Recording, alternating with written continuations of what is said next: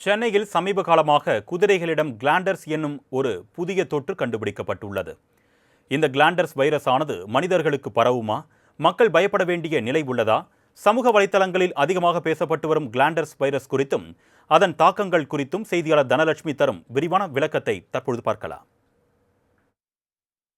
Glanders என்பது ஒரு virus கிடையாது. பாக்டீரியா மலைன்னு சொல்லப்படும் ஒரு பாக்டீரியா மூலமா இந்த நோய் உருவாகுது.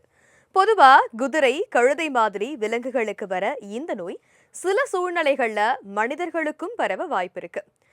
சரி, இந்த நோய் சென்னையில எப்படி வந்துச்சு அப்படின்னு தானே கேக்குறீங்க.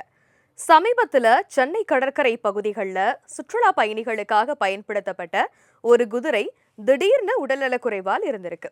அந்த குதிரை எப்படி இருந்துச்சுன்னு எடுத்த பரிசோதனையில தான் அந்த குதிரைக்கு கிளாண்டஸ் தொற்று இருந்தது கன்ஃபார்ம் ஆகியிருக்கு. இதுக்கப்புறம் அதிகாரிகள் என்ன பண்ணாங்கன்னா, அந்த குதிரையோட தொடர்புல இருந்த மற்ற குதிரைகளையும் உடனடியா பரிசோதனை பண்ணாங்க. அது மட்டும் இல்லாம மெரினா, பெசன்ட் நகர் மாதிரி இடங்கள்ல ஹார்ஸ் ரைடுக்கு சில கட்டுப்பாடுகளும் அரசு சார்பில் இருந்து விதிக்கப்பட்டிருக்கு.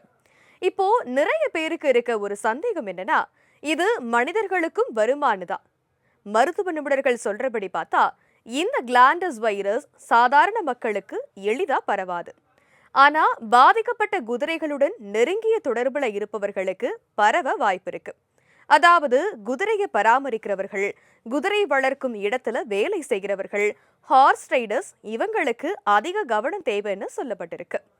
இந்த நோய் இருந்தா என்ன மாதிரி அறிகுறிகள் வரும் அப்படின்னா, காய்ச்சல், இரும்பல், மூச்சு திணறல், உடம்புல புண்கள், சில நேரங்களில் நுரையீரல் பாதிப்பும் வரலாம். அதனால தான் சுகாதாரத்துறையும் கால்நடைத்துறையும் இப்போ ஃபுல் அலர்ட்ல இருக்காங்க. அதோட இன்னொரு முக்கியமான விஷயம் என்னன்னா, இந்த நோய்க்கு இன்னும் முழுமையான வேக்சின் கிடையாது. அதனால வருவதற்கு முன்பே தடுக்கணும்னு அதிகாரிகள் தீவிர நடவடிக்கையில இறங்கியிருக்காங்க. இப்போ சென்னை முழுக்க குதிரைகளுக்கு ஹெல்த் செக்அப் நடக்குது. பாதிக்கப்பட்ட இடங்கள்ல கிருமி நாசினி தெளிப்பது, வெளியூர்ல இருந்து குதிரைகள் கொண்டு வருவதையும் கண்காணிக்க ஆரம்பிச்சிருக்காங்க. சரி, மக்களாகிய நாம என்ன பண்ணணும்? உடல்நலக்குறைவு உள்ள விலங்குகளுக்கு அருகே போகாதீங்க. குழந்தைகளை ஹார்ஸ் ரைடுக்கு அழைத்து செல்லும் போது கவனமா இருங்க. ஏதாவது சந்தேகமான நிலை தெரிஞ்சா உடனே அதிகாரிகளுக்கு தகவல் சொல்லுங்க. முக்கியமா இப்போதைக்கு மக்கள் பேனிக்காக வேண்டிய அவசியம் இல்லைன்னு நிபுணர்கள் சொல்றாங்க. ஆனா அலட்சியமும் இருக்கக்கூடாது.